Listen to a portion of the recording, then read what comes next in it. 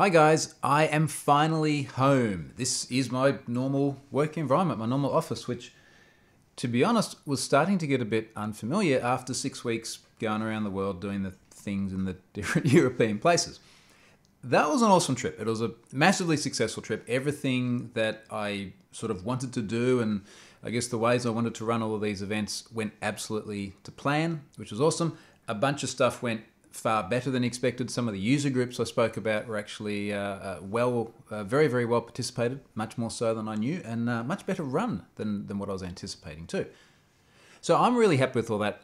It went exceptionally well, and now I don't want to go away again for a very long time. So my trip home, I think, was 30-something hours, sort of door-to-door kind of thing. So I went Amsterdam, Dubai, back to Brisbane, back down to the Gold Coast, and yeah, that's a very long trip. I got back here Sunday morning. It's Friday morning now, and even last night my sleep was just a mess. So these trips do have a very long tail on them. But be that as it may, I had a lot of time this week to actually do some writing, and there was a lot of stuff I wanted to write and a lot of stuff I want to talk about today. But I thought I'd start with just a few little things, and I'm just looking at my notes now that I have all my nice screens and nice microphone and everything back again as well. One of the things that got me this week, you know, like every now and then it just feels like all the crazies come out of the woodwork at the same time. And this week, they were there. So I'll give you some examples. Like this is the insanity of the week. Now, I'll give you 3 separate things, and one of them I'm going to talk about a lot more in detail towards the end of this update. So one of the things that popped up was a Computer World story on how to disable Windows Update and wait just to see if they work before maybe you install them yourself, as though this is something that mere mortals and normal people are going to start to do on a regular basis. And I sort of shared this story, and I think I retweeted Computer World and just went, like, what are you doing after the whole WannaCry stuff and then the NotPetya stuff and the crazy prevalence of really nasty things which were exploiting unupdated software? So let's be clear about this. You know, this was exploiting things like Eternal Blue, the SMB bug within Windows, which was patched ages ago, yet somehow we still had this problem. So for someone like Computer World to come out and go, yeah, here's how you turn the stuff off, I just found unfathomably reckless. Now, this was a very recent story. It was the same as one of the other stories I'd shared in the past. I think I talked about it in one of my weekly updates. And there was some justification from the author about why this should be done, and a lot of people sort of piled on Twitter and went, this is probably not such a good idea. And there has never been a time like right now, after what we've had this year, that is better than illustrating how bad an idea it is. So there was that. Don't do that. Don't argue about it. If you're a big organization running a very sort of carefully managed standard operating environment, big desktop environment, and you're testing this stuff and you're rolling it out, that's one thing. If you're people sitting at home every day, people like you and me, leave the damn thing turned on. I'll move past that because I've done that to death other times as well. There's another very interesting one this week. Now, in case you don't know who he is, there is a bloke in India called Sachin Tendulkar. And Sachin is a cricketer. And if you're not from the subcontinent, Australia, UK, and a couple of other places around the world, you may not know what cricket is. It's not baseball. It is different to baseball. It is a massive sport in certain parts of the world and a massive loyal following in particularly places like India. And Tendulkar is an absolute megastar. Yeah, fantastic cricketer, very, very good track record. And he is worshipped in places like India to the extent where he has 17 million followers on Twitter. So he's done quite well there. He's had a good innings, as we would say. However, during this week, he decided to tweet, and I'm going to read to you exactly what this tweet said. Now, keep in mind, this tweet was probably not sort of sat down and composed over a couple of beers. This would have been a marketing agency or his handlers somewhere who put this together. And the tweet says, have friends with many excuses to not get fit. Tag them using hashtag no excuses with their cities and mobile number, and I may call to give them a pep talk! Exclamation mark.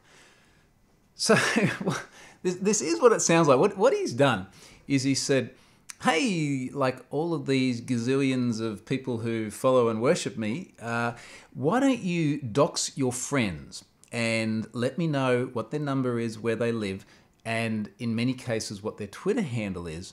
And it's cool, I'll give them a call and like everything will be awesome. And I saw this the other day and I went, like, this is crazy. I quote tweeted this and said, you know, like if ever you wanted to find a way of doxing millions of Indians, you just get a famous cricketer to send a tweet like this.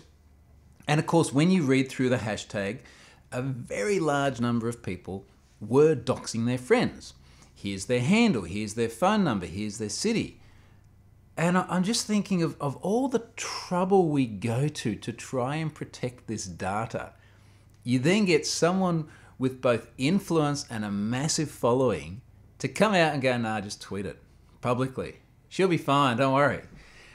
So I think I put out probably 2 tweets on this, and that was probably it. But it got picked up by the press, and they were sort of like, yeah, Australian security researcher Troy Hunt says Tendulkar, you know, maybe not making such a good tweet. And interestingly, he pulled it, or his handlers pulled it, or whoever manages his account pulled it, which was absolutely the right thing to do. So it's been pulled off air, and I thought, okay, that's that. And then yesterday, I had multiple people from India start to send me some very odd sort of tweets. And I'm going to read one of them to you, and this will give you a sense. So this person, as part of his dialogue of multiple tweets, which frankly were a little incohesive, one of his points here was, no one has the right to criticize that living God. So basically what he's saying is that Tendulkar is so highly revered that he simply cannot screw up. And consequently, no one has the right to criticize him. Well, mate, that's not quite how it works. And as I replied to him, I said, look, Tendulkar is arguably one of the megastars of the cricket world. And if you want to learn how to bat, go and listen to Tendulkar. If you want to learn about security and privacy, listen to me. And to me, it's just such a simple thing, but it's just amazing to think that there are people out there that have so much got the blinkers on for the message of anyone, let alone a cricketer, trying to talk about security, that they would just immediately accept it without even questioning. And as I was trying to say to the guy, I said, look, mate, ultimately he stuffed up, okay? He made a mistake. And I'm sure people don't like hearing that about their God, but, you know, that's what he did. He stuffed up. He knows he stuffed up, and then he deleted the tweet. You know, like, good on him. He's done the right thing. Because I get the fact that he wouldn't have thought through this, and he wouldn't have known the consequences. But he did the right thing once he figured it out. Obviously, he's acknowledged it was a mistake, moved on, get over it. All right, so that was one of the crazies. One more crazy, and in fact, I think I'll just drill into this as I get to the end of this update. And this was around HTTPS. Now, I wrote a thing on HTTPS, which again, I'll go into in much more detail towards the end of this update. But holy shit, some of the replies, some of the replies from people feeling like they're being forced into using HTTPS, feeling that you can't use it because of things like, oh, ad networks don't support HTTPS. That's literally one of the comments on the blog post, through to people arguing that CloudFlare is useless, through to certificate authorities or those selling certificates from CAs arguing that free is useless and you really got to pay for it because that's the only way you can be secure. And I was up last night because, again, I couldn't sleep because of the damn jet lag, reading some of this stuff, just like absolutely head banging on desk, face palming as bad as you could possibly imagine. I'm going to come back and talk about that later on, though, because I want to save that till the end, because frankly, I'm going to need a while to explain the issues and then try and debunk some of the things that came up in response. Let me go and talk about something else first. I wrote a piece earlier on in the week about the prevalence of data breach cover-ups. And there are a few different sort of, I guess, things that have driven this. Now, obviously, one of them is the AA last week. So I spoke about the AA, the Automobile Association in the UK, in my update last week. And this, of course, is an organisation that leaked their data publicly back in April. Someone found it, told them, they cleaned it up, they followed process, which really didn't actually mean doing the right thing. So What they should have done, obviously, is notified customers. There is, I think, 117,000 unique email addresses in there. They never told people. And it was only once someone sent me the data and then it got airtime that they eventually went, okay, there was an incident, but no cards were impacted. And then they went, oh, later on, in fact, you know what, this was whilst I was at the airport at Amsterdam. So it would have been after my last weekly update. So eventually after this, they came out and they went, yeah, actually there were cards in there. We just told you that there weren't. And obviously, look, good on them for coming out and eventually copping to it. And as I said last week, I wrote sort of about the stages of data breach grief. I said they're going to have to do this. Like it doesn't end any other way. And eventually they did, but clearly they tried to cover it up and then they tried to downplay the severity of it after they were caught. And eventually, you know, as I said, everything comes out, it's all transparent, and you look kind of stupid. That was them. There are 2 other cases that I'm currently dealing with that are very similar to this. And I was hoping that one of them would be out and sort of live in the press today. It's obviously not today at the time of recording. It may be by the end of today. I don't know. But it's another incident where there was a leak. There was a lot of data in there, including financial data, including very personal data such as driver's licenses and passport numbers. And that is confirmed too. Have I Been Pwned subscribers have confirmed that. And they have not been notified by the organisation. There are a few little nuances I don't want to go into until I have all the facts and it's actually out there. But this is another case. And then there's another one that I haven't even begun talking to people about, which is a similar sort of deal. And all 3 of these are cases where someone has found their data exposed. They've let them know and they've said, you know, like, do the right thing, clean it up, and obviously advise impacted customers. And the organisations have cleaned it up and then been dismissive of the individual who's reported it to them, and ultimately not advised customers, not followed the right process, and tried to cover up the incident. This is not cool, and frankly, I don't particularly care what the data breach disclosure laws are in whichever jurisdiction these organisations are running in. If they know that customer data has been exposed and that customers would be upset about that having been exposed, they should let them know. And if they're consciously going through this thought process of, we are not going to tell people because it's going to reflect badly on us, and inevitably that's the only reason they're not telling people, then they've got to be prepared for that to eventually be public. And if you're one of these companies who's going, well, we had some data exposed, some unauthorized third party got it, let's just not tell anyone for whatever reason, and that reason may include that we just don't think it's that bad or we don't think it's spread, be prepared that other people may have found it or that individual will hold you to account. Now, I actually wrote this because there's a telco in India. We're back in India again for the second time today. Telco in India called Jio. And someone had stood up a site somewhere making geo data available. Now, this is J-I-O, Geo. And a whole bunch of people went and used this service and searched and found their data. And they're like, yeah, that's my data. And Geo's like, nah, nothing to see here. You know, like, it's not authentic. And then you've got all these folks in India going, no, this is my data. I just checked it. It's real. And this was sort of the impetus for writing this piece, because you can't sort of stand up there on the one hand and go, this is not legitimate, whilst all these people are going, yeah, it is. If you really think that it's not legit, Geo, then explain why. Like, explain why you do not think that people seeing their real data from you, and this included, I think from memory, some of the internal identifiers, or some of the identifiers a telco would have, like IMEIs and stuff like that. If you don't think it's legit, you've got to explain why. You can't just dismiss it. So I will keep an eye out for that data. Apparently it was being sold on the Alphabay dark market website, which incidentally disappeared about a week ago. So Alphabay was probably the primary dark market site out there, selling everything from guns and drugs to data breaches, Silk Road style. And of course, like Silk Road, that has now disappeared. That site is, for all intents and purposes, permanently gone. I was listening to the Risky Business podcast this morning, and they're saying it looks like the operators have shut up shop. run off with a whole bunch of Bitcoin as well. And that may not work out so well, given that there are a lot of criminals using that service and people who are in the business of doing nasty things who have now been ripped off money. So it would suck to be those guys.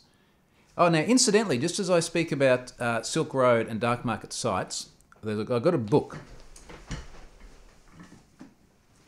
In fact, I finished this one while I was away. So this book, American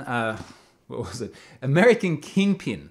So for those listening and not watching the video, this is a really neat book. There's a few hundred pages in here, written by a guy called Nick Bilton, and this book is all about the Silk Road and all about Ross Ulbricht, who was the Dread Pirate Roberts, who was the administrator of the site, DPR, and it's about how the site sort of stood up and how it came to prominence and eventually how it was brought undone as well. And it was a fascinating read. It is one of the best books that I've read in a very long time, and I highly recommend you have a read of that.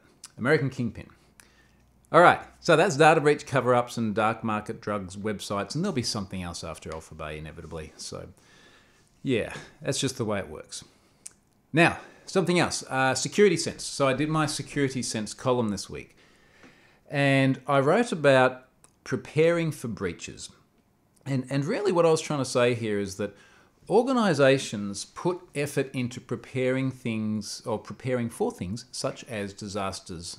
So they have DRP plans. So, what's our disaster recovery mechanism? What are our backups like? How do we roll over? How do we have redundancy? And they will go through exercises. I used to do this as part of my role at Pfizer in the past, where we go, hey, let's this weekend we're going to do a practice. Systems go down. How do we roll over to an alternate data center or whatever else it may be? And the premise of the post is that there is an organization called Avanti Markets. And Avanti Markets makes sort of food vending machines and stands where you can buy chips and things like that and, soft drinks. And they've had an incident. They've found malware, as they would say, on their devices, which has been siphoning off all sorts of important personal data.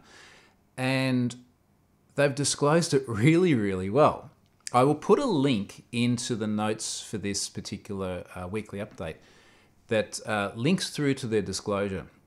And have a read through it because it is detailed, it's transparent, it's honest. It reads beautifully, as beautifully as a report of we just got ourselves seriously owned can possibly read.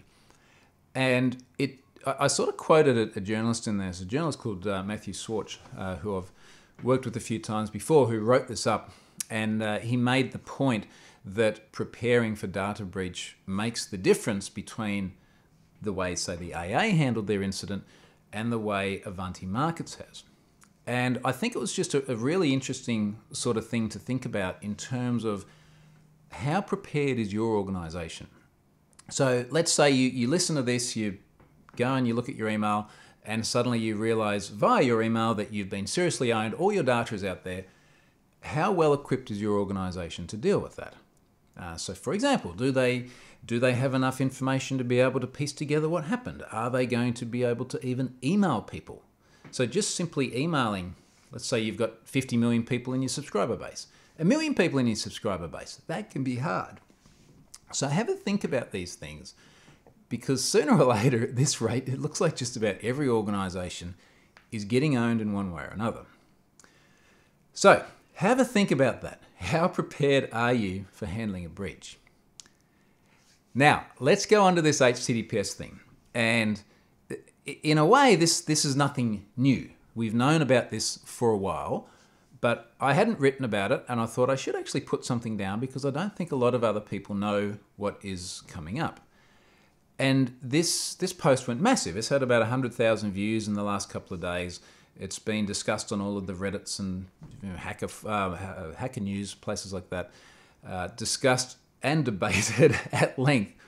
But here's the premise of what's happening, and then we'll get into all of the sort of debates about it. In January, Chrome, and shortly after Firefox, started to say, if you have got a login form on the page, or a credit card form on the page and the page is served over HTTP, we're going to put a not secure thing up in the address bar. So Chrome actually says not secure. Firefox has a little padlock with a line through it. And what I actually quite like about Firefox is when you then click in the field, so the password field, a thing drops down beneath it.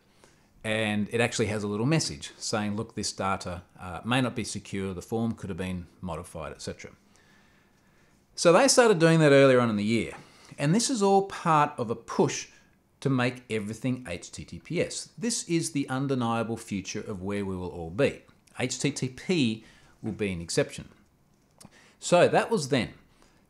What's going to happen in October is Chrome has said, if you have any input field on a page whatsoever, so not just passwords, not just credit cards, let's say you've got a search field, or you've got a field, say, like on my blog, where you can enter your email address and subscribe to newsletters. Any of these things, if you load that over an insecure connection, and someone then clicks in the field, you get the same thing at the top, not secure. Now, this has really, really broad-reaching ramifications. So, for example, CNN. CNN loads over an unsecure connection. It doesn't redirect to HTTPS. It has a search box. If you click in the search box, you're going to get not secure. Lots of other places, like even one of Donald Trump's websites, I just tried to pick a variety of stuff. One of his websites has a subscription field where you can enter your email address, which for very sort of 90s kind of reasons, he or whoever built his site has decided to spell all lowercase with a capital M. It's like emailing like it's 1999. Anyway, so the point is there are a lot of sites which are going to start showing warnings because people haven't done their HTTPS sufficiently. Now, this is all part of the broader narrative of everything is going HTTPS, and the browsers are starting to hold people to higher account to do so. Again, in the update I linked to from Chrome's, the announcement where they say this is coming in Chrome 62 in October, they flag once more that in the future, we will begin to show all non-secure origins as non-secure. Let me explain for a moment the significance of this. If you are on my blog watching this, and you look up in the address bar, you'll see a padlock. It says secure. If you're in Chrome, it's all green as well. And what we're seeing here is explicit confirmation that the site is secure. If you go over to CNN now, what you'll see is none of those things. You won't be told it's not secure. There is just a lack of any positive or negative confirmation about the security state. So in other words, you know a site is secure because it tells you it's secure. You know a site is not secure because it doesn't tell you that it is secure. You get it? So that's a really interesting insecure by default profile. Now what's going to happen is we're going to reach this parity where secure sites will say they're secure, non-secure sites will say they're not secure. And the thing that website owners have got to think about is how will they feel when people come to their site that's loaded over HTTP and the browser tells people that their site is not secure. This is where people started to lose their minds. Now, to be fair, most people are like, this is awesome, it's moving us forward in the right direction. But there are multiple different categories of mind losing that I'd like to get into here. Now, I made a couple of notes on some of these because there are some really interesting ones. Now, one of the bits of mind losing was that a couple of people said, Google's a bully. They're doing this for commercial reasons. Now, they didn't exactly know what the commercial reason was, but they're pretty sure it was for commercial reasons. They also weren't sure why Mozilla was doing it with Firefox as well, who is really quite the opposite of Google in many ways in terms of the way they commercialize and track. In fact, they're very open and very trying to move the web forward in the right direction, and they've done the same thing as Chrome did in terms of login forms and credit cards. I'm not sure if they're doing the same thing with other input fields. It wouldn't surprise me because Chrome and Firefox tend to track pretty well together in terms of security controls. So, you know, this thing about it being some sort of ulterior motive, I think is absolute rubbish. There are a lot of very decent, very dedicated people building Chrome who just genuinely want to make the web a safer place. So I don't think there's any ulterior motives here. I think people are just trying to improve the environment for all of us. So that was part of it. So then, someone actually said, like, Google's a bully. It's like, yeah, they're bullying you into making your site more secure. Okay, well, interesting angle. So there was that one. The other one, and this is part of what kept me up late last night reading some of these messages as well, is that obviously one of the things that's happening with HTTPS and certificates these days is that there are more ways than ever to get it for free. So Let's Encrypt is the big one that's doing free certificates in the traditional sort of certificate model, insofar as there is a CA, you get a cert, it gets installed on your site. Obviously they automate it, which is awesome. That's a big part of the value proposition. And then there's CloudFlare, which does the reverse proxy thing, and it automates a lot of this and gives you other things that a reverse proxy can. Now, these two things are both awesome, and they both do slightly different things, but they move us all forward towards the objective of HTTPSing everything. The incumbent CAs are not very happy about this because they used to sell this stuff for a lot of money. They still try to sell this stuff for a lot of money. And if we take the likes of Komodo, who's still the #1 CA in terms of volume out there, I tweeted last night that since January, so over 6 months, I think they've lost about 8% of their market share. And I'm just going by the total number of certs out there. So the total number of certs they have has dropped 8%. The total number of certs Let's Encrypt has increased like 50% in the same period. So you can see why they're going to get pissed, right? So I pointed to a couple of things, both in the comments I made and also on the Twitters last night whilst I was jet lagged. And there's some interesting kind of arguments here. So particularly in the comments on my blog post, some guy who, based on his Discuss account, just seems to be spamming various message threads about their services as a reseller of certs, has just made the most bullshit arguments about things like Let's Encrypt is not, or free doesn't mean secure. And I'm like, yeah, but no, you're right, but commercial doesn't mean secure either. Like these that support the same cipher suites and the same protocols, and they basically work the same way, whether they're free or commercial. And their arguments about things like, look, Let's Encrypt is bad because it's helping phishing attacks, because you can stand up a phishing site and then go and get a Let's Encrypt certificate. And mind you can go and put CloudFlare over your site as well. And in both cases, if that sort of behavior is discovered, then the various operators will revoke certificates or kill services. But it's a fair point insofar as we do now have sort of more phishing sites behind HTTPS. However, this is not what HTTPS is there to stop. HTTPS is there to make sure that you can have a private, confidential conversation with a service and that your data doesn't get modified and you know you're talking to that service. Now, that service could be run by the devil, right? But that is a separate issue to actually securing the communications layer. And for these commercial CAs that are arguing that this is a bad thing, they're sort of conflating the issues here of privacy of communication versus the, what's the right way of putting it, the morals and objectives of the site that runs behind it. So they're missing a really important piece of the picture here. And obviously they're pissed because they're losing money, but they're kind of losing their minds in the way they explain this. And just to sort of give you an example of how much they're losing their minds, when I wrote about Let's Encrypt last year, and in fact I said, look, I don't think you should use Let's Encrypt on an Azure app service because it is not there as a first-class citizen, and the way you've got to do it is with an external site extension, and it's very flaky and fragile. Love Let's Encrypt, wouldn't put it on an Azure app service. But in that post, I gave an example of how Komodo dealt with Let's Encrypt. So Komodo tried to trademark the name Let's Encrypt, because obviously they were so worried about what was going to happen to their business, they tried to screw over the guys who were doing it for free and trying to make the web a more secure place for everyone.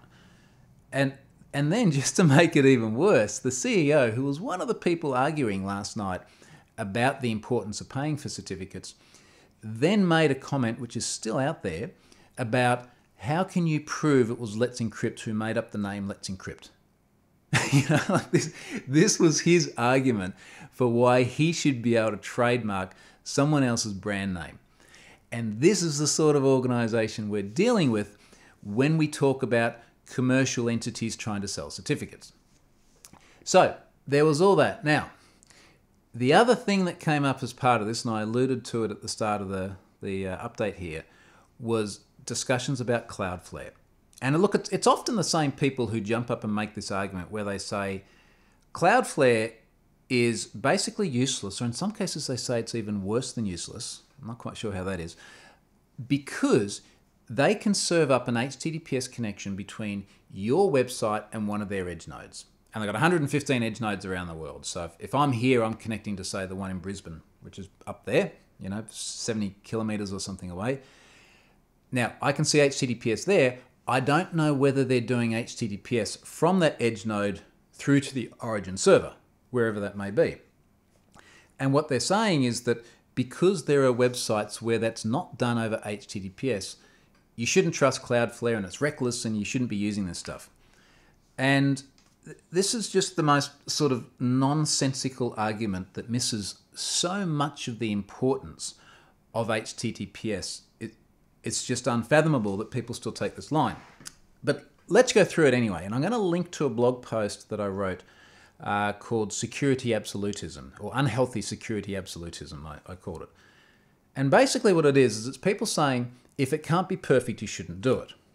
And they're like, here we are in this situation at the moment. We'll take a scenario. Someone has a blog, and the blog is all over HTTP. And then Cloudflare comes along and they say, hey, look, if you want to wrap Cloudflare around it, we will give you HTTPS from, say, let's say from my mobile device through to one of our edge nodes. Now, what that means is that if I'm at a hotel or an airport or someone like that, and they're intercepting my traffic, they're often injecting messages into there. You get those captive portals. Can't do that anymore. If I'm on a Norwegian Airlines flight and they like to put the little airplane across the top of the page to show you how far you're flying across, which is intercepting your traffic and modifying your page, they can't do that.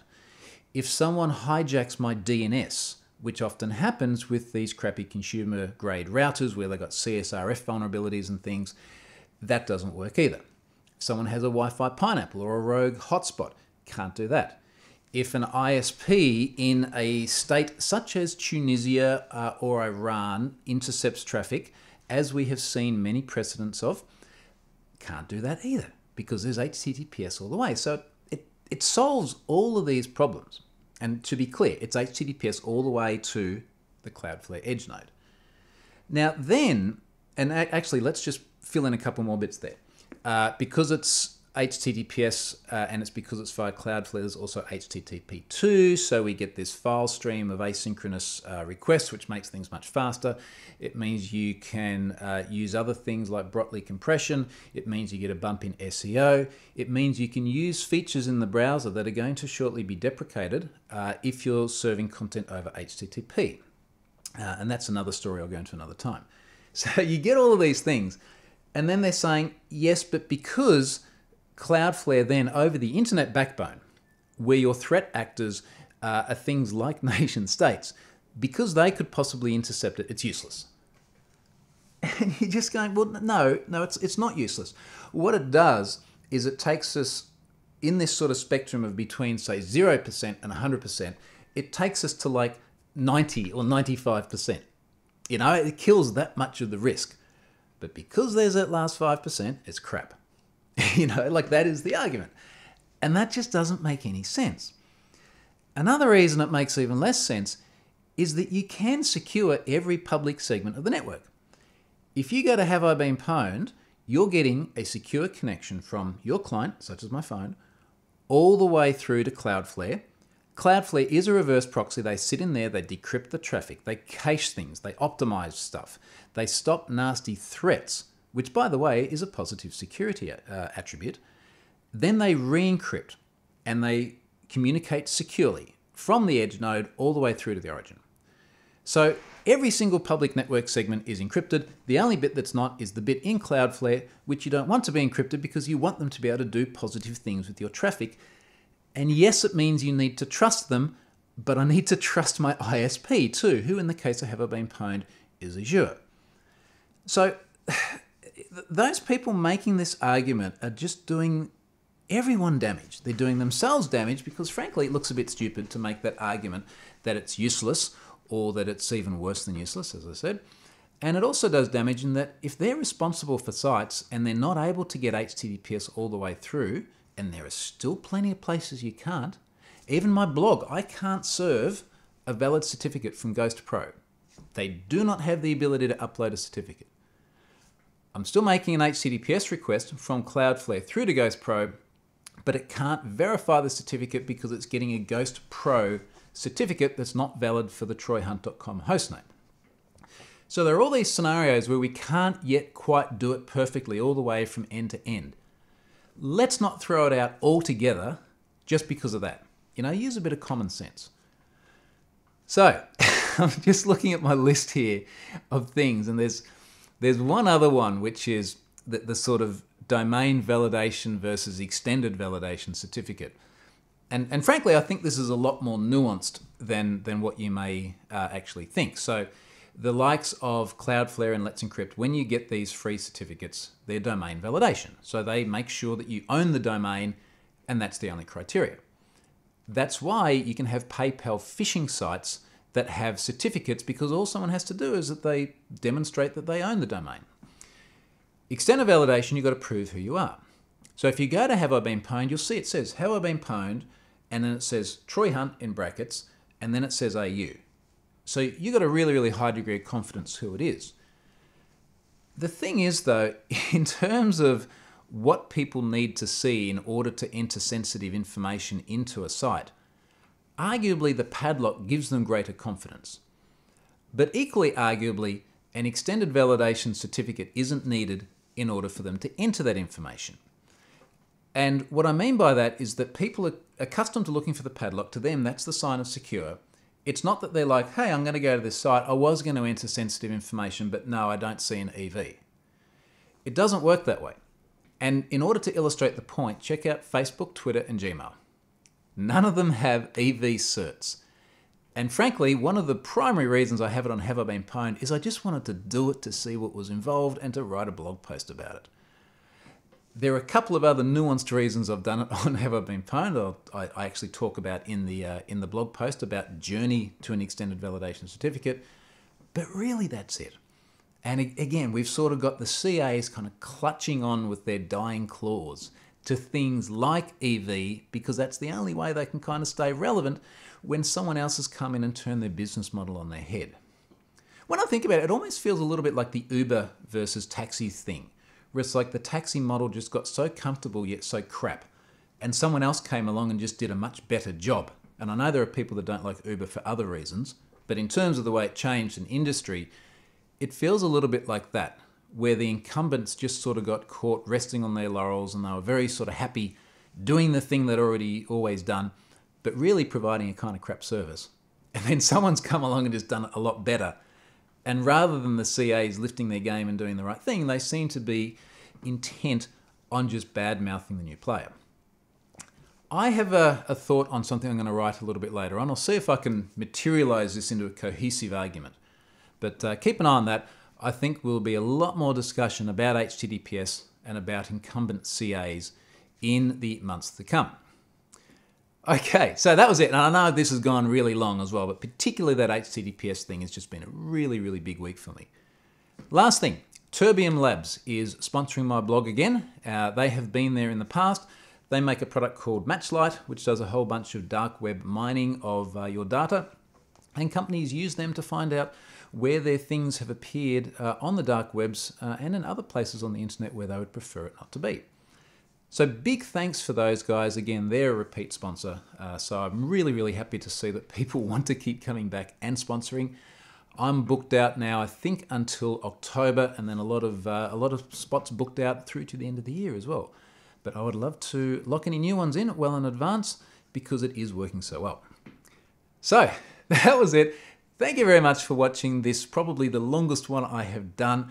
I am going to still be doing these from home for the foreseeable future.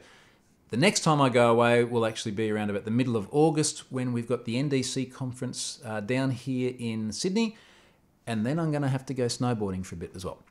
But I will be doing my updates from both those locations. Thanks very much for watching back in my home office.